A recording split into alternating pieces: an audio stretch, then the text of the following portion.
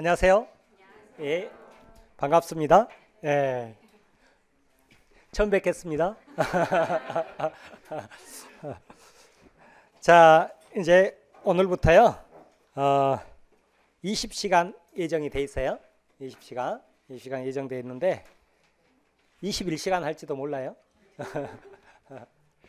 자, 그래서 이제 하루에 오늘 목요일 3시간, 그 다음에 이제 다음 주 수요일 목요일 3시간 또 수요일 목요일 3시간 이런 식으로 이제 진행을 할 거예요. 할 건데 교재는 여기 이제 합격 노트라고 나와 있죠. 동영상 하시는 분들 이거 보시고, 이 교재는 제가 이제 오랜 동안 사용했던 교재예요. 작년까지만 해도 이제 비법 노트라고 해서 그렇게 나왔던 교재인데요.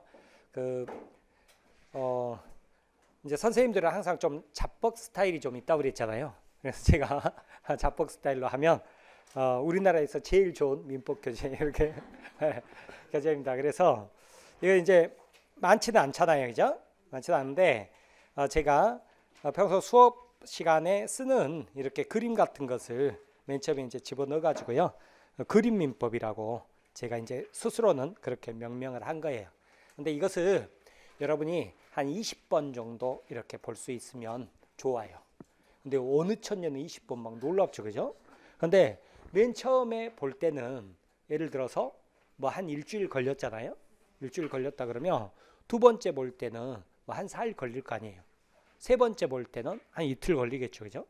네 번째, 다섯 번째 볼 때는 하루면 이제 다 보게 되잖아요. 그렇게 해서 여러분이 이것으로 계속 반복해서 볼 수 있으면 좋아요. 그리고 나서 나중에요, 문제풀이 같은 거 할 때도 옆에 끼고 사는 거예요. 더 문제 풀다가 막히면 이것으로 다시 찾아보고 그런 식으로 해서요, 여러분들이 이게 이제 나중에 어떻게 문제로 바뀌는구나, 응용력은 길러야 되니까 문제는 풀어봐야 되거든요. 풀어야 되지만 그렇게 해서 이것으로 여러분 것으로 자주 보다 보면 여러분 손에 있겠죠, 그죠? 눈에 익을 거 아니에요. 그러면 마지막에 내일 시험이다. 그러면 오늘 뭐 봐야 될 거 아니에요, 그죠? 봐야죠, 그죠?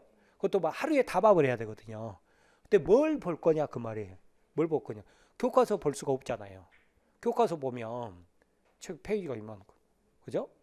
그래서 그것을 좀 줄여가지고 보려고 밑줄을 긋는데 모르면 다 밑줄 그어가지고 다 밑줄 그어져 있잖아요, 그죠? 그래서 정리가 안 된단 말이에요. 그러니까 그게 아니라 이것으로 여러분이 정리를 하시면 나중에 굉장히 짧은 시간 안에 다 정리가 될 거예요. 그렇게 생각하고 보세요. 그 다음에 이것은요, 제가 모든 것을 다 넣지 않고 테마 형식으로 잡아놨어요. 테마 형식으로 잡았는데 40 그 문제 나오잖아요. 그 중에서 90% 이상은 다 걸릴 거예요. 여기서 다 걸린다 생각하시고 그 이상 것까지 욕심 부릴 필요 있어요, 없어요? 없어요. 민법은 만점 몇 점이니까 80점이니까 80점 이상 맞아봤자 뭐 학교로는 넘겨주지도 못해요. 그러니까 그렇게 생각하시고 여기 있는 것을 풀로 삼아가지고 내가 여기 있는 걸 달달달달 하면 아무튼 뭐 학교 가는데 지장 없다, 이 마음으로 보시라고요. 지겨울 만큼 반복해서 보는 거예요. 아셨죠? 자, 그렇게 생각하고 보시기 바랍니다. 자, 그러면 이제 먼저 거기 8페이지부터 펴세요. 법률관계와 권리변동 나오잖아요. 그 그림 나오죠, 그죠? 그림. 저하고 수업을 들으셨던 분들은 익숙한 그림일 거예요. 자, 이게 뭐냐면, 자, 봐보시면 A하고 B하고요, 부동산을 거래하는 관계를 한번 보자 그랬죠, 그죠? 그러면 자, 예를 들어서 공인중개사 쏙 빼고 매도인과 매수인 관계만을 보면 매도인이 여기 노량진 100번지 부동산을 3억 원에 팔게 그랬죠. 팔게. 그래서 조와 B가 내가 그 부동산 3억 원에 살게 그랬죠, 그죠? 살게 그랬단 말이에요. 그리고 다음날 계약서 쓰자 그랬죠. 계약서 이제 쓴 거죠. 그렇게 해서 3월 1일 날 계약금 3천 주기로 했고요. 4월 1일 날 중도금 1억 2천 주기로 했고요. 그 다음에 5월 1일 날 잔금 1억 5천 주기로 했다 그 말이에요. 그랬을 때 매수인 입장에서는요, 소유권 이전 받기 전에 계약금하고 중도금 먼저 줘야죠, 그죠? 그래서 이것을 선이행 의무다 이렇게 표현을 하죠. 그러나 잔금은 어떻게 해요? 잔금은 자, 잔금 날 자, 둘이 만나죠, 그죠? 만나면 매도인은 뭐 들고 와야 돼요? 등기 서류 들고 와야죠. 등기 서류, 뭐 등기 필증, 인감 증명 뭐 이런 거 들고 와야 되잖아요. 매수인 B는 뭐 들고 와야 돼요? 잔금 들고 와야죠, 그죠? 그럼 이거 서로 간에 어떻게 해야 돼요? 동시행해야 된다. 공평의 원칙상, 그죠? 동시행해야 된다. 그럼에도 불구하고 A가 등기 서류 안 들고 왔으면서 잔금 먼저 줘 그러면 B 입장에는 미쳤냐 그래야죠, 그죠? 네가 돈 들고 튀면 어떻게 하던데 그걸 뭐라 그래요? 항변한다. 이렇게 항변할 수 있는 권리를 동시행 항변권 이렇게 표현합니다. 그리고 나면 A는 이제 잔금 들고 가죠, 그죠? 그럼 B는 이 등기 서류 들고 등기소로 등기 신청하러 가는 거죠, 그죠? 이 등기 신청은 A, B가 여러분 등기법 시간에 공부하겠습니다만 A를 등기하면 손해본 자, 소유권 잃어버리니까 등기 의무자. B가 등기하면 이익 보는 자죠. 권리 취득하니까 등기하면 이익 보는 자, 등기 권리자 그러죠. 등기하면 손해 보는 자, 등기 의무자하고 등기하면 이익 보는 자, 등기 권리자가 공동으로 출석해서 서면 신청 이러잖아요. 그렇게 복잡한 것은 위조 방지 때문에 그러거든요. 그런데 A가 공동 출석해 주기 귀찮잖아요. 그래서 위임장 줘버리죠. 그럼 B가 혼자 가도 공동 출석 신청이고요. 혹은 법무사한테 A도 위임장, B도 위임장 줘버렸다 그러면 이거 역시나 공동 출석 서면 신청입니다. 그래서 등기 신청을 하면 등기부회가 A에서 B 앞으로 소유권 이전 등기가 되죠. 등기 원인은 매매 이런 식으로. 그러면 전 등기, A의 등기 말소해요, 안 해요? 안 하죠. 놔둬도 여러분 B가 소유자구나 이렇게 읽어야 돼요. 즉 이제 어떻게 됐냐면 A는 소유권을 잃어버렸고요. B는 소유권을 취득한다 이렇게 되잖아요. 이것을 법률 용어로 뭐라고 그랬냐면 소유권이라는 물건이 변동했다. 발생, 변경, 소멸했다. 이렇게 표현을 하는 겁니다. 자, 이렇게 해서 하나의 거래관계가 끝난다 그랬죠. 자, 이때 법률 용어를 붙여보면 3억 원에 팔게 이것을 뭐라고 그러냐면 청약이라고 그러고요. 청약은 의사표시의 하나다 그러죠. 자, 그 다음에 3억 원에 살게 이걸 뭐라고 그랬어요? 승낙이라고 그러죠. 이것도 의사표시의 하나다 그러죠. 그러면 제가 항상 질문 두 가지 드린다. 그렇게 질문을 두 가지 드린다는 의미는 양자를 구분하라 그 말이에요. 구분하라 그 말인데 뭐냐면 자, 첫 번째는 이 사례에서 매수인 B는 언제 소유권을 취득했습니까? 물어보면 등기했을 때 그래야죠. 소유권 취득식이에요. 자, 그러니까 잔금 다 치렀어도 등기하지 않으면 소유자 아니에요. 반대로 잔금 안 치렀어도 등기하면 소유권 취득한 거예요. 근데 그 질문하고 현재 매매 계약은 언제 성립했습니까? 이렇게 물어보는 거하고 구분하라 그 말이죠. 매매 계약은 언제 성립했습니까? 승낙이 있었을 때 그랬죠, 그죠? 승낙이 있다는 말은 앞에 꼭 뭐가 있어야 돼요? 청약이 있어야 되겠죠, 그죠? 그래서 매매 계약이죠, 그죠? 매매 계약은 승낙이 있었을 때 성립한다 그랬죠, 그죠? 시기적으로는 승낙이 있었을 때, 내용적으로는 청약과 승낙, 의사표시, 합치가 있었을 때 그러죠? 합치, 합의, 계약 성립 똑같은 말이라고 그랬죠. 그러니까 3억 원에 팔게 그러는데 1,000만 원만 깎아줘 2억 9천에 살게 그럼 뭐라고 그래? 불합의, 불합치, 불합의, 불성립이죠, 그죠? 근데 3억 원에 살게 그러면 합의가 있었죠? 그러면 계약이 성립한다 그러죠. 자, 아무튼 승낙이 1월 1일 날 있고요. 다음 날 계약서 썼잖아요. 그럼 어때요? 계약서 없어도, 그죠? 요 식이 아니라 뭐예요? 계약서 없어도 형식이 필요 없다. 불효식 계약. 그래도 계약 성립한다. 1월 1일 날. 그다음에 돈 한 푼 오고 간 거 없죠. 돈을 줘야만이 계약이 성립한다. 요물 그랬을 거예요. 물건을 요한다. 근데 그게 아니라 뭐예요? 승낙만으로 계약이 성립한다. 낙성계약 이랬죠, 그죠? 자, 이렇게 본 다음에요. 자, 우리는 이 계약이 성립하는 단계를 뭐라고 이름을 붙이냐면 채권행위라고 이름 붙이고요. 그 다음에 자, 잔금 치를 때 등기 서류 넘겨주는 행위죠. 등기 서류 넘겨주는 행위를 뭐라고 이름 붙여요? 물권행위라고 이름을 붙입니다. 그리고 채권행위, 물권행위 합쳐가지고 법률행위 그래요. 그러니까 법률행위는 채권행위도 있고 물권행위도 있는 거예요. 또 법률행위는요. 계약, 단독행위, 합동행위 이렇게 나눌 수도 있죠. 근데 머릿속으로는 법률행위 나오면 계약 그냥 이렇게 생각해버리면 편하다 그랬죠. 그죠? 자, 그런데 채권행위 단계에서는 어쩌냐면요.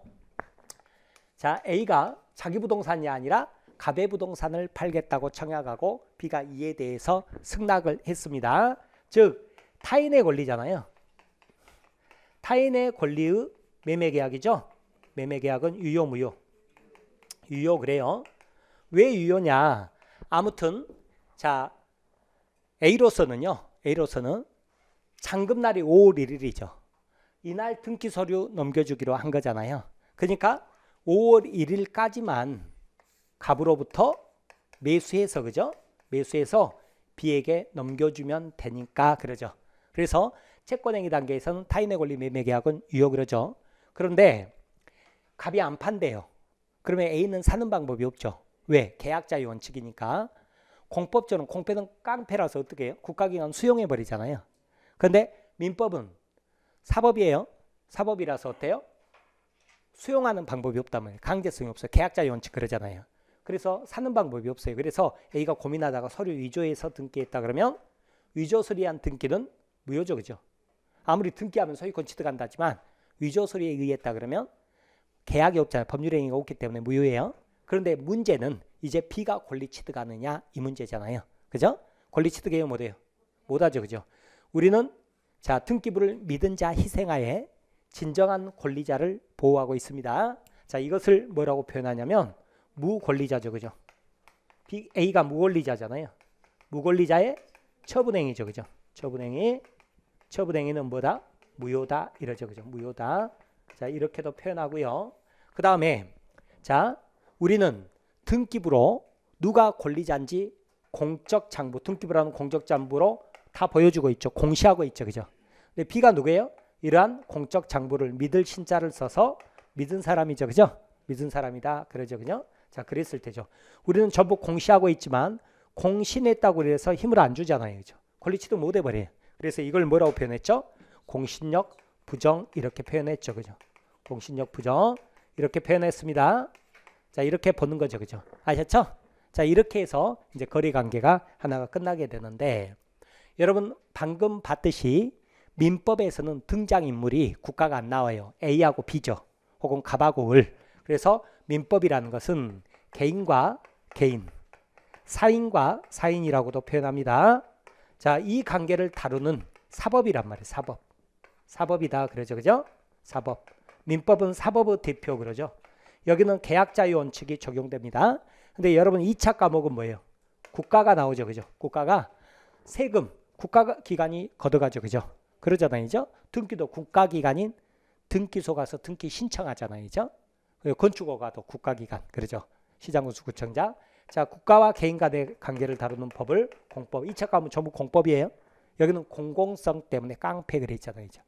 우리 2차 선생님들이 깡패가 아니라 감옥이 깡패예요. 공공성 때문에 강제력이 있단 말이에요. 그러나 민법은 어때요? 민법은 계약자의 원칙이 이란 말이에요. 강제성이 없죠. 그죠? 계약 체결의 자유가 있는 거죠. 그죠? 자, 그러면 이제 민법은 개인과 개인 간의 무엇과 무엇을 다루느냐 그랬더니 재산과 신분을 다룬다 그래요. 재산을 다루는 게 재산법, 신분 다루는 게 신분법. 재산을 권리로 따지면 크게 보면 물권과 채권이 있다. 물권을 다루는 게 물권법, 채권 다루는 게 채권법. 뭐가 물권이냐? 법에 정해져 있어요. 민법 같은 경우 8가지 권리. 그거 외에는 채권 이러죠. 그죠? 신분을 다루는 게 친족상속법이죠. 친족상속법 이렇게 돼 있는데 신분은 우리 중개대상물이 아니기 때문에 시험 범위에서 빠진다 그랬죠. 그죠? 자, 그 다음에 채권법은 다시 계약을 다루는 계약법이 있고요. 그 다음에 사무관리, 부당이득, 불법행위 이렇게 있었죠. 불법행위 이렇게 있는데 이 중에서 어디만 우리 시험법이냐면 계약법만. 사무관리, 부당이득, 불법행위는 우리 시험법에서 빠집니다. 그리고 자, 민법에 물권과 채권의 공통된 사항을 뽑아놓은 게 뭐가 있냐면 민법 총칙이 있어요. 민법 총칙. 말 그대로 하면 재산법과 신분법의 공통된 사항을 뽑아놓은 거야 되지 않습니까? 그런데 실질적으로는 이거는 뭐라고 읽으라고 그랬냐면 재산법 총칙이에요. 신분법 총칙이 아니에요. 이렇게 구성되어 있다 그 말이죠. 그래서 우리가 공부할 시험법에는 민법 총칙, 물권법, 계약법 이렇게 되어 있습니다. 근데 이 구조를 알아두시면 편한 게 뭐가 있냐면 여러분 나중에요. 자, 민법 총칙에서 자, 의사표시 쪽 있잖아요. 의사표시 쪽 나오죠. 그러면 거기에 의사표시에 관한 이론은 규정은 공법상 행위는 적용이 없다 그 말 나와요. 그럼 뻔하다 그래야죠. 왜 그래요?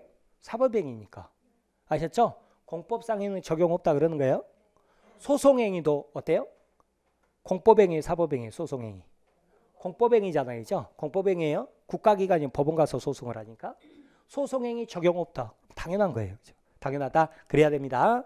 또 한 가지, 또 의사표시에 관한 규정은 신분행위 있죠. 가족법상 행위는 적용 없다 그러면 당연하다 그래야 된다고요. 왜?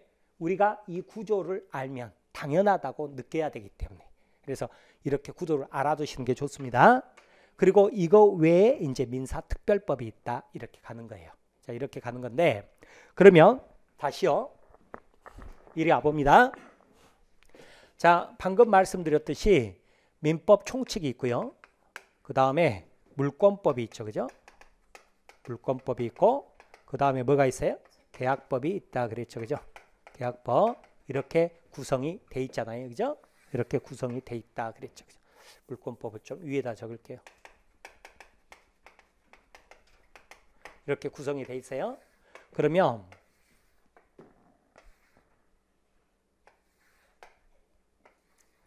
자, 계약 그러죠. 그죠? 계약 그러면 봐보세요. 계약 그러면 어쩌냐면 우리 시험 범위에 들어가는 계약은 매매, 교환, 임대차 이 세 가지만 우리 시험 범위입니다. 시험 범위. 공인중개사는 주로 매매하고 임대차 두 가지 하죠. 근데 실력 있는 공인중개사는 여기 도시에 있는 건물하고 시골에 있는 토지하고 바꾼다. 교환계약도 한다 그랬어요. 이들의 공통점이죠. 계약은 언제 성립하느냐? 청약이 있고 승낙이 있었을 때 그랬죠. 그죠? 청약이 있고 승낙이 있었을 때. 여기서 설명드렸습니다. 승낙이 있었을 때. 그러고 나면 계약의 효력으로서 일정한 권리 의무가 생기는데 매수인은 소유권 이전 의무, 매도인은 대금 지급 의무. 계약이 하나예요. 하나인데 쌍방 모두 의무를 부담한다 그래서 쌍무계약이라고 그러고, 이 쌍무계약의 효력으로서 공평의 원칙상 이것은 동시행해라 그랬어요. 근데 동시행했어야 되는데 약속을 안 지켰어요. 채무 불이행. 그러면 어떻게 해버려요?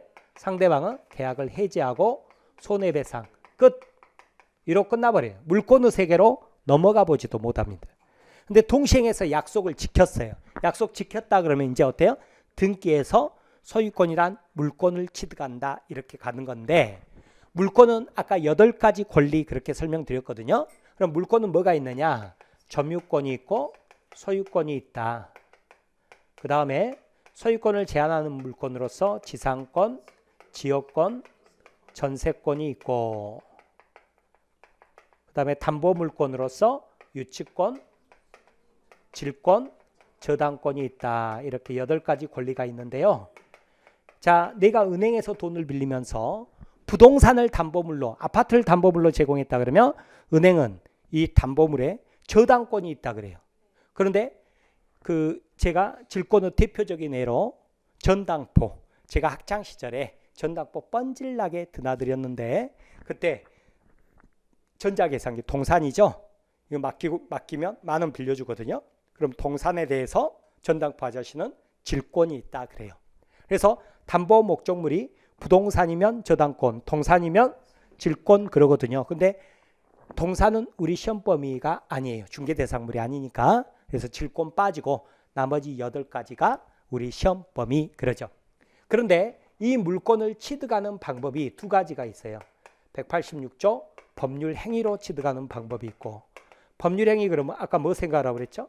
계약, 매매 계약, 교환 계약 뭐 이런 것으로 취득하는 방법이 있고, 민법 187조 법률의 규정, 법률의 규정으로 취득하는 방법인데 대표적인 게 상속이죠. 그죠? 상속은 계약이 아닙니다. 그러면 법률 행위로 취득할 때는 언제 권리를 취득하느냐? 등기했을 때 물권 변동 효력이 발생한다 그래요. 그래서 아까 이 사례에서 등기했을 때 소유권을 취득한다 이렇게 말을 한 거예요. 등기했을 때 소유권. 근데 상속 같은 경우는 계약이 아니거든요.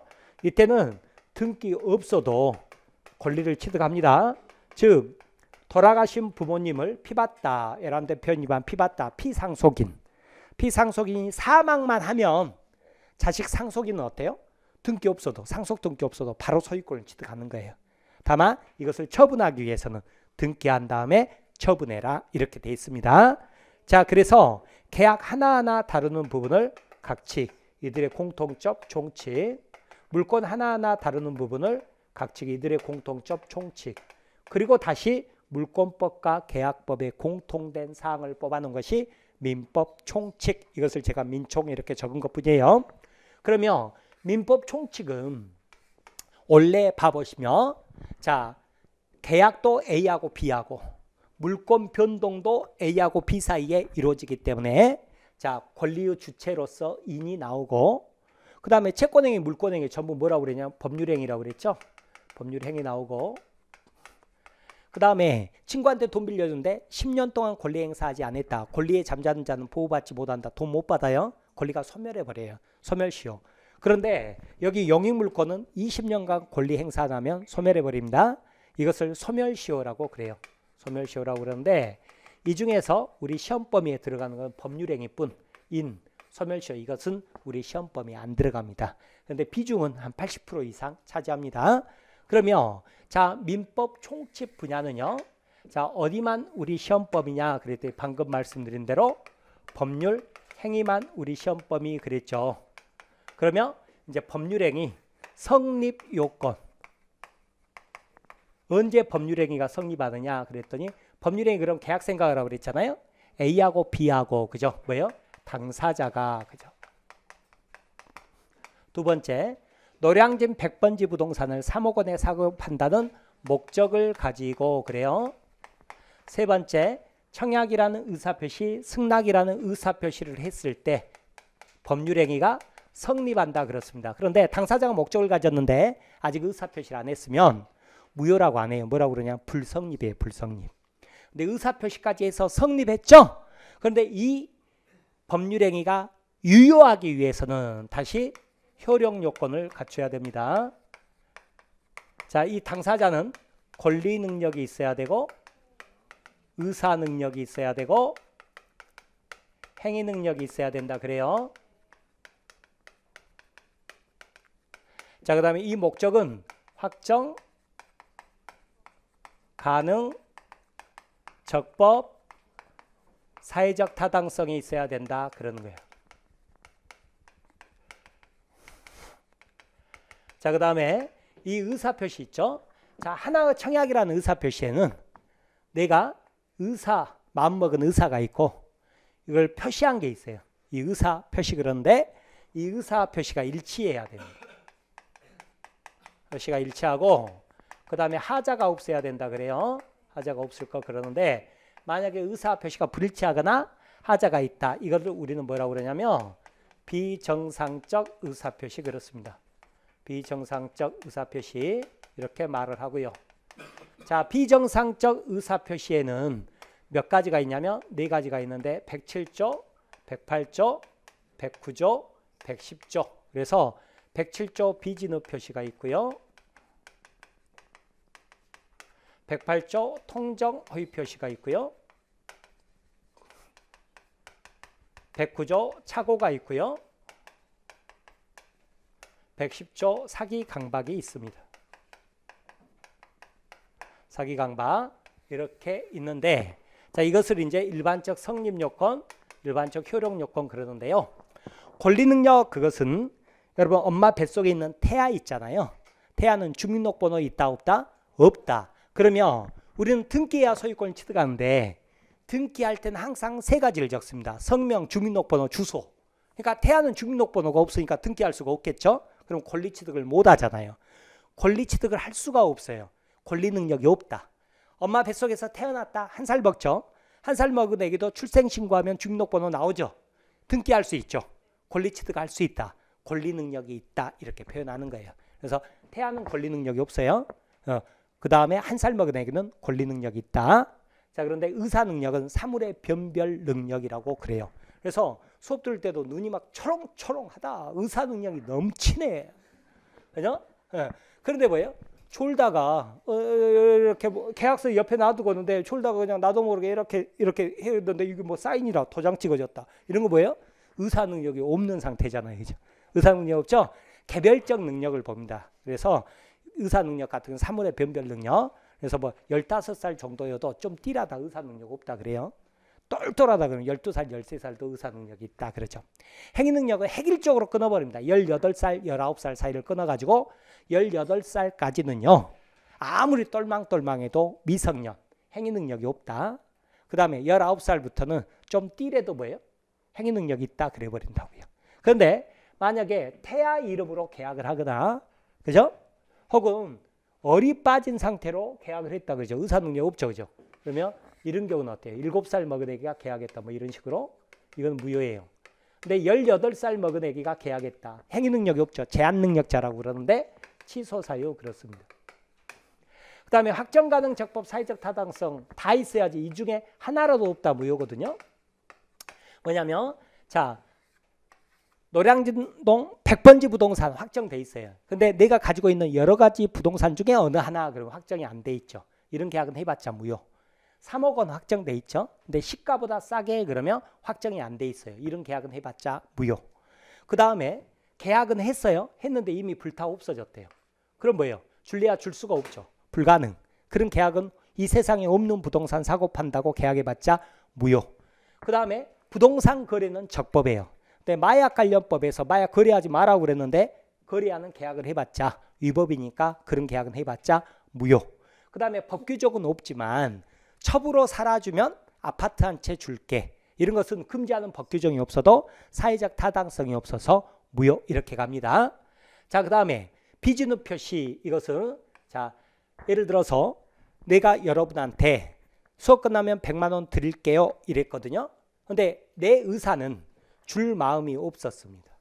그런데 수업할 때 설명을 쉽게 하기 위해서 표시를 준다고 말한 거에 불과합니다. 의사 표시가 불일치, 그 불일치를 스스로 알면서 했다 비준후 표시거든요. 근데 이거는 원칙의 유효입니다. 유효니까 100만 원 줄게 그러면 줘야 됩니다. 근데 여러분이 에이 안 줄 것 같은데 이랬단 말이에요. 그러면 안 줘도 됩니다. 왜냐? 원칙은 유효지만 상대방이 이 비준후 표시라는 것을 알았거나 알 수 있었을 때는 무효니까. 통정의 표시는 통정 서로 짰다는 건데 대표적으로 재산 빼돌리는 행위입니다. 강제 집행을 면하기 위하여 이건데요. 여러분이 나한테 1억 원을 빌려줬다 그랬는데 자 내가 변제를 안 해요. 그럼 여러분이 내가 사는 아파트 경매로 넘기고 그럴 수 있잖아요. 그래서 이것을 회피할 목적으로 막내 동생하고 서로 짠 거죠. 그래서 막내야 사정이 이렇게 됐으니까 매매한 것처럼 꾸며가지고 너 앞으로 소유권 이전 넣기 좀 해놓자. 이렇게 해서 매매계약 체결한 그 이전 넣기 해놓은 사례죠. 그죠? 이것도 뭐예요? 의사는 팔 마음이 없는데 표시는 매매로 했잖아요. 그죠? 그 불일치를 내가 알면서 한 거. 여기까지 비준후 표시하고 똑같은데 상대방하고 짰다 그러죠. 자, 이건 뭐예요? 무효 그러죠. 그죠? 자, 그 다음에 차고 봐보세요. 여러분이 1억 원에 팔게 의사는 1억 원이었어요. 청약을 하는데 근데 공짜 하나 빼먹어 버렸어요. 표시는 1000만 원에 팔게 이래버린 거예요. 그죠? 그러면 어때요? 의사 표시가 불일치하죠. 그죠? 불일치하죠? 불일치하죠? 불일치했어요. 근데 아무튼 1000만 원에 팔게로 간 거죠. 근데 상대방도 어때요? 1000만 원 좋아 얼른 살게 이래버렸거든요. 그러면 이건 뭐예요? 1000만 원의 매매 계약이 성립했단 말이에요. 합치했으니까 성립했죠. 그죠? 성립했는데 어때요? 청약의 의사 표시가 불일치하죠. 그죠? 그 불일치를 스스로 모르고 했단 말이에요. 착오죠. 그죠? 그럼 이거 뭐 할 수 있어요? 취소할 수 있다. 이렇게 가는 거죠. 그 다음에 사기당했다. 혹은 강박으로 도장 찍었다. 조폭이 좋은 말 할 때 도장 찍어 그러니까 부들부들 떨면서 아주 싸게 도장 찍었다. 이런 거 다 뭐예요? 취소 사유 이렇게 됩니다. 그래서 일단 성립해야 그 다음 무효 취소가 나오게 되는데 우리 민법에서 취소 사유는 딱 3개. 뭐 있어요? 제한 능력, 착오, 사기 강박 이렇게 3개뿐이다. 자 이렇게 보시고 그 다음에 특별 성립 요건으로서 법인은 우리 시험법에 안 들어갑니다만 설립 등기했을 때 법인이 되고요. 법인의 실체는 갖췄으나 설립 등기를 딱 안 한 상태, 교회, 문주 이런 경우가 대표적인데 거기를 권리 능력 없는 사단재단 그렇습니다. 법인 설립 등기했을 때 성립합니다. 자, 그 다음에 여러분 그 계약금 계약 있잖아요. 계약금 3천만 원 주기로 3월 1일 날 3천만 원 주기로 했거든요. 근데 실제로는 3월 3일 날 입금했대요. 그러면 계약금 계약은 언제 성립하느냐? 전에 꽂혔을 때, 통장에 꽂혔을 때 3월 3일 날. 그래서 계약금 계약에서는요. 계약금이 수수가 돼야 그래야 계약금 계약이 성립합니다. 그래서 계약금 계약은 요물 계약입니다. 요물 계약. 그런데 매매 같은 경우는 어땠어요? 요물이 아니라 낙성 승낙만으로 계약이 성립한다 그랬거든요. 그러니까 여기는 언제 계약이 성립해요? 청약이 있고 승낙이 있었을 때. 내용적으로는 청약과 승낙 의사표시가 합치가 있었을 때 그렇습니다. 자, 그래서 이것을 요물계약이 아니라 반대말 낙성계약 그러는 겁니다. 자, 그 다음에 특별 효력 요건으로서 자, 대리에서는 대리권이 존재하지 않으면 무권 대리는 효력이 없습니다. 그 다음에 조건부 법률행위에서 취직하면 차 사줄게 그러면 취직을 해야 차를 사주는 거죠. 졸업 언제 2월 28일 날이요 그러면 2월 28일이 되면 차 사줄게 그러면 2월 28일이 돼야 차를 사주는 거죠. 이때 차 사줄 의무가 발생한다 그러는 거죠. 그 다음에 만약에 토지거래 허가구역이다. 토지거래 허가구역에서는 계약해봤자 아직은 무효입니다. 허가받지 않으면 무효입니다. 그러다가 나중에 허가를 받아야 유효가 돼요. 그래서 지금 상태에서는 자 허가받지 않는 상태에서는 어때요? 유동적 무효다 이렇게 표현합니다. 유동적 무효. 유동적이에요. 왜? 나중에 허가받으면 확정적으로 유효가 될 수 있으니까. 불허가처분이 있다 그러면 확정적 무효가 되는 거고요. 자 이렇게 가는 겁니다. 그래서 어찌냐면요. 토지거래 허가를 받지 않는 상태에서는 등기가 돼봤자 소유권치도 못합니다. 효력이 없어요. 허가가 있어야 효력이 발생합니다. 자 이렇게 구성이 돼 있는데요. 자 봐보니까 민법 총칙은 어떻게 구성이 되어 있냐면 자 법률행위에 대한 설명이 나오고 우리 시험법이 아닙니다. 법률의 목적, 의사표시, 대리, 그 다음에 무효취소, 그 다음에 조건과 기한 이렇게 구성이 돼 있습니다. 토지거래 허가 유동적 무효는 여기 무효 부분에서 나올 거예요. 그래서 민법 총칙에서 10문제, 물권법에서 15문제 정도, 계약법에서 10문제 정도, 그리고 나머지 5문제가 민사특별법 이렇게 나오는 건데요. 자, 이제 봐보세요. 여기서부터 여기까지가 우리 민법의 전부거든요. 그런데 이것을 이렇게 돌려봅니다. 이렇게 돌려가지고 탁 넣어보면 여기까지 넣어보면 딱 들어맞습니다. 딱 들어맞아요. 그러니까 아 민법이 이렇게 생겼구나. 이것을 좀 알고 가자 그 말이죠. 그죠? 헤매도 어디에서 헤매는지를 알아야 된다. 그래서 전체적 그림을 그리고 내가 어느 부분을 공부하고 있구나. 그것을 항상 잊지 말아야 됩니다. 자 그러면 자 이거에 대한 설명이 어디가 나오냐면 8페이지에 나옵니다. 그림 그대로입니다. 채권행위, 물권행위 찾았습니까? 자, 채권행위, 물권행위 위로 이게 바로 법률행위라고 그랬죠. 그죠? 법률행위죠. 그죠? 법률행위. 그런데 법률행위는 뭐예요? 법률 요건의 하나죠. 그죠? 법률 요건의 하나인데 봐보세요. 법률 요건은 두 가지가 있습니다. 이게 법률 요건이잖아요. 법률 요건 두 가지 있잖아요. 뭐예요? 법률 행위, 법률 규정. 크게 보면 법률 행위는 등기했을 때. 그죠? 법률 규정은 등기 없어도 그렇죠. 이게 법률 요건이라고요. 이런 요건을 갖추면 어떤 효력이 발생해요? 이런 효과가 발생하죠. 법률 효과 그러죠. 그죠? 자, 그렇게 보신 다음에 그 다음에 채권행위 보면 똑같죠? A하고 B가 부동산을 3억 그랬잖아요. 그죠? A가 팔 개를 청약, B가 살 개를 승낙 그랬죠. 그죠? 그렇게 해서 청약과 승낙 의사표시 합치에 의해서 매매계약이 성립하죠. 낙성 불효식 계약 그랬죠. 이때 법률 요건인 법률 행위 안에가 그죠? 청약이라는 의사표시 하나 이런 게 들어가 있잖아요. 또 승낙이라는 의사표시 하나 들어가 있죠. 그죠? 이렇게 하나하나 사실을 뭐라고 그래요? 법률 사실. 영어 억지로 암기하려고 하지 마세요. 그래서 여러분 잡채라는 요리를 만들 때는 당면도 필요하고 시금치도 필요하죠. 요리 재료를 뭐라고 그래요? 법률 사실. 이게 합쳐가지고 뭐예요? 당면이라는 법률 요건이 만들어진 거죠. 그죠? 법률 요건. 잡채라는 법률 요건. 예, 음식에 좀 약해서. 근데 먹었더니 맛있더라 뭐예요? 법률 효과.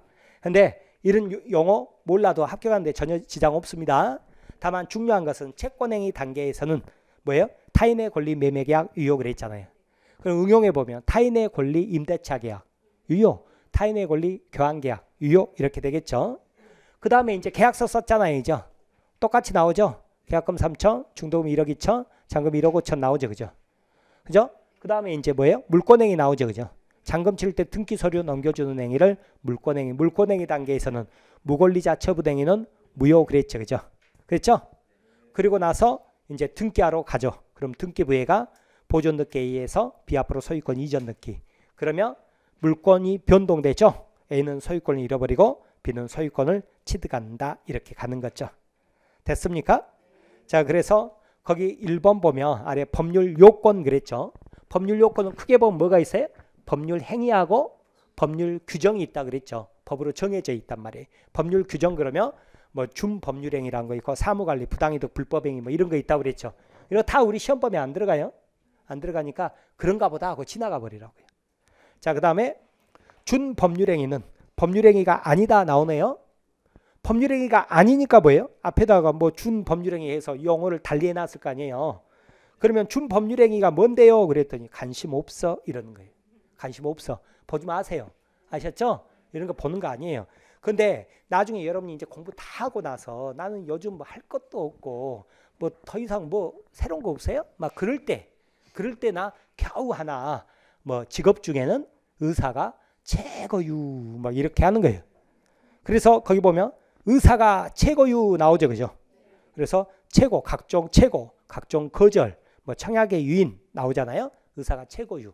그러니까 다음 중 법률행위니까 계약인 것은 계약이 아닌 것은 뭐 이런 식으로 나왔을 때 뭐예요? 매매, 교환, 임대차 이런 것은 계약이잖아요. 계약. 그렇죠? 그러나 최고, 거절, 뭐 청약의 유인 이런 거 있잖아요. 이런 건 뭐예요? 법률행위가 아니라고요. 준법률행위. 이런 식으로 한번 보면 되는 거예요. 간염의 통지, 뭐 각종 통지 승낙 뭐 이런 것들. 이런 것을 크게 관심이 없는 거예요. 자, 이런 식으로 보고 넘어가시기 바랍니다. 자, 그렇게 보시고 그 다음에 9페이지 보면 법률행위 개간 나오죠. 그죠? 자, 법률행위 요건인데 자, 여기 있는 거 그대로 나와 있죠. 법률행위, 그 다음에 성립요건, 효력요건 나오죠. 그죠? 일반 성립요건, 당사자 목적 의사표시, 그 다음에 효력요건에 보면 권리능력, 의사능력, 행위능력 나오죠. 이제 여러분이 손으로 쓰세요. 권리능력, 의사능력이 없다. 그럼 뭐예요? 무효. 행위능력이 없다. 취소. 여러분 손으로 그렇게 거기다가 적는 거예요. 그 다음에 목적은 확정가능, 적법, 사회적 타당성이 있어야죠. 이거 없으면 뭐예요? 무효 그래야죠. 그죠? 그 다음에 의사표시가 일치하고 하자가 없을 거 그랬죠. 근데 비정상적 의사표시로 비지는 표시는 원칙은 유효. 근데 상대방 알았거나 알 수 있었을 때 무효. 그런 거 여러분 손으로 쓰는 거예요. 통정허위 표시 무효. 착오, 취소, 사기강박, 취소 이렇게 적는 거죠. 그죠? 그 다음에 특별 성립 요건으로서 법인은 설립 등기가 있어야 된다고 그랬죠. 그 다음에 계약금 계약에서는 계약금 수수가 있어야 되죠. 그죠? 그리고 대표적으로 요물계약이다. 자, 낙선계약인 매매는 뭐예요? 청약과 승낙으로 계약이 성립하죠. 낙선계약 그랬죠. 특별 효력 요건으로서 대리권이 존재하고 조건 성취 기한도래 나오죠. 그죠? 토지거래 허가 나오잖아요. 근데 거기 보면 농지취득 자격 증명은 아니다 나오죠. 그죠? 이게 뭔 말이냐면 원래는 봐보세요. 여러분 그 등기 신청할 때 공동으로 출석해서 서면 신청해야 되잖아요. 근데 서면이 빠져 있잖아요. 서면 빠져 있죠. 그죠? 서면이 빠져 있다 그러더라도요. 그러면 등기를 신청을 각각 시켜야 되는데 깜빡 잊고 등기를 해주잖아요. 그러면 실체관계 부합해서 다 유효입니다. 실체관계 부합해서. 그러니까 농취증 없어도 만약에 등기가 됐다 그러면 소유권을 취득합니다. 다만 나중에 농취증 보완해라 이렇게 가거든요. 근데 서류 중에서 딱 하나 토지거래 허가는 안 돼요. 토지거래를 허가를 받지 않았다 그래버리면 등기 돼봤자 소유권 취득 못합니다. 무효라고요. 그리고 나중에 토지거래 허가를 받아야 뭐예요? 유효가 되는 거예요. 유효가 된다. 그래서 성립요건, 효력요건은 뭐예요? 일단 성립을 해야 그 다음 유효, 무효, 취소 문제가 나오는 거예요. 아셨죠? 만약에 성립을 하지 버렸다 그러면 뭐 무효행위 추인 뭐 이런 말이 나올 수가 없다. 일단 그렇게 알아두셔야 됩니다. 농취증은 아니다. 그 아래 당구장 표시 취소는 세 가지 나오죠. 제한 능력, 착오, 사기, 강박 나오죠. 그죠? 판례 보세요. 시험에 아주 잘 나오는 건데 농지법 소종, 농지 취득 자격 증명은 나오죠. 그죠? 농지를 취득한 자가 그 소유권에 관한 등기를 신청할 때 첨부해야 할 서류로서 농지를 취득하는 자에게 농지 취득 자격 증명이 있다는 것을 증명하는 것일 뿐 농지 취득 원인이 되는 매매 등 법률행위 효력을 발생시키는 요건은 아니다 그랬잖아요. 효력 요건이 아니라고요. 자, 이렇게 보는 거예요. 그래서 시험 문제 자, 농취증은 아니다 이거 나오죠. 그죠? 이런 것도 잘 나올 뿐더러 또 어떤 식으로 문제가 나온 것도 또 있냐면 자, 조건부 법률행위에서 조건 성취 있잖아요. 기한부 법률에서 기한 도래는 법률행위 성립 요건이다 그러면 X예요. 효력 요건이 효력 요건. 효력 발생 요건이다. 이래야 O가 되는 거예요. 이런 식으로 문제가 구성돼서 나오는 거예요. 그러니까 일단 이런 것들이 여러분 머릿속에 들어와 있어야 되는데 맨 처음에는 바로 한눈에 안 들어옵니다. 자꾸 볼수록 이제 여러분이 익숙해져야 그 다음에 저절로 암기가 따라오는 거예요. 그러니까 맨 처음에 봤다고 암기가 안 된다고요. 당연히 잊어먹죠. 그죠? 그러면 다시 잊어먹고 또 보고 잊어먹고 또 보고 하다 보면 자연히 익숙해지면 암기는 저절로 따라온다. 이렇게 생각하고 보시기 바랍니다. 아셨죠? 자, 여기까지 자 보시고 그 다음에 이제 10페이지 넘겨봅니다. 그러면 이제 법률행위 종류가 나오죠. 그죠? 법률행위 종류 나오는데 법률행위는 아까 채권행위, 물권행위 나눌 수 있다고 그랬죠? 근데 단독행위, 계약, 합동행위 이렇게 나눌 수도 있습니다. 그런데 뭘로 나눴느냐 그랬더니 단독행위는 의사표시가 몇 개? 1개. 계약은 의사표시가 2개. 청약이라는 의사표시, 승낙이라는 의사표시 2개. 합동행위는 여러 개입니다. 여러 개. 한 방향으로 여러 개인데 합동행위는요. 여러 사람들이 우리 사단법인 설립하자 이것이 뭐예요? 합동행위라는 건데 법인 자체가 우리 시험범위 안 들어가니까 중요하지 않습니다. 계약 보면 매매교환 임대차 우리 시험범위에 들어가는 계약입니다. 청약과 승낙으로. 그런데 부모님이 살아생전에 자식한테 아파트 한 채 공짜로 줄 수 있잖아요. 이건 뭐예요? 증여. 이것도 계약입니다. 일방적 의사표시만으로 안 돼요. 그죠? 그래서 청약과 승낙으로 해야 돼요. 다만 증여는 우리 시험범위에 안 들어갈 뿐입니다. 임대차, 공짜로 임대차 있다 없다? 없다. 왜냐? 그랬더니 공짜로 빌려주면 사용대차라고 하니까. 다만 우리 시험범위에 안 들어갑니다. 근데 단독행위는 일방적 의사표시만으로 효력이 발생하는 건데요. 거기 보면 단독행위 중에 상대방 없는, 상대방 있는 나오죠. 그죠? 상대방 있는에서 취소 해제 나오죠. 그죠? 그러면 여러분 계약을 취소한다. 계약을 해제한다 그럴 때 나 혼자 조용히 해제 이런다고 그래서 해제가 되는 게 아니라 해제하겠어 의사표시를 해가지고 그 의사표시가 상대방에게 도달해야 효력이 발생한다. 이것을 상대방 있는 단독행위. 우리가 익히 듣는 취소, 해제, 철회, 해지, 추인 뭐 이런 것들 다 여기에 해당됩니다. 그러나 유언 같은 것은 뭐예요? 정말 조용히 나 혼자 조용히 적는 거죠. 그죠? 가봐 착하게 살아라. 그래서 이것은 상대방에 도달할 필요가 없다. 상대방 없는 단독행위. 그런데 유언장에서요. 내가 죽으면 갑에게는 몇 번지 부동산을 공짜로 준다. 이렇게 적었거든요. 이게 뭐예요? 사후 증여죠. 사후 증여. 유언으로 하는 증여라고요. 유언으로 하는 증여. 이걸 뭐라 그래요? 유증. 유증은 뭐예요? 유증은 유언이란 말이에요. 유언이니까 뭐예요? 상대방 의사표시가 도달할 필요가 없어요. 상대방 없는 단독행위 그러는 거예요. 증여는 계약이고 그 다음에 내가 장학재단 만든다. 이게 재단법인 만드는 거죠. 돈. 장학재단 만든다. 이건 누구에게 의사표시가 도달할 필요 없이 나 혼자 하면 돼요. 상대방 없는 단독행위. 권리 포기할 때 소유권 포기도 나 혼자 조용히 하면 되는 거예요. 그래서 상대방 없는 단독행위지만 제한물권 포기는 소유자에게 의사표시가 도달해야 된다. 이 정도만 이렇게 봅니다. 자, 그래서 1번 단독행위, 계약, 합동행위. 단독행위는 단독행위 종류와 내용은 법률에 규정이 있어야 한다 그랬는데 원칙적으로 단독행위는 일방적 의사표시만으로 효력이 발생하기 때문에 거기다가 조건이나 기한을 붙이면 안 됩니다. 안 되는데 다만 상대방에게 유리한 채무를 면제해 주겠어 이런 것들 혹은 내가 죽으면 공짜로 주겠어. 유증 이런 것들은 거기다가 조건을 붙여도 좋습니다. 조건을 붙여. 그러니까 뭐 사회봉사 100시간 하는 조건으로 그죠? 뭐 이 아파트 공짜로 준다. 어이구 땡큐죠. 땡큐잖아요. 예, 이런 것들. 그리고 상대방 동의가 있는 경우 가능하다 그랬죠. 계약에서 보면 유증과 달리 증여는 단독행위가 아니라 계약이다. 합동행위, 사단법인 설립행위 뿐이다 그랬죠. 그 다음에 이제 의무부담행위, 처분행위 나오는데 여러분 채권행위를 뭐라고도 하냐면 의무부담행위다 이렇게도 표현합니다. 왜 의무부담행위냐 그랬더니 채권행위 하고 나면 이제 매도인 A는 소유권 이전 의무, 매수인 B는 대금 지급 의무가 생기잖아요. 그래서 의무부담행위, 기억번, 채권행위가 여기에 속한다. 니은바 이때 타인의 권리를 계약하는 것은 유효 그랬죠. 그러니까 어때요? 임대차 계약할 때도 임대인이 꼭 소유자일 필요가 없다 그랬죠. 이거 말하는 거예요. 타인의 권리 매매 계약 유효, 타인의 권리 임대차 계약 유효.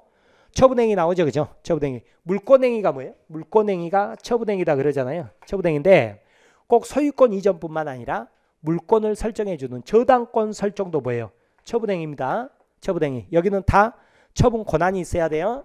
그래서 니은번 소유권 이전뿐만 아니라 저당권 설정이나 전세권 설정도 물권행위에 속한다.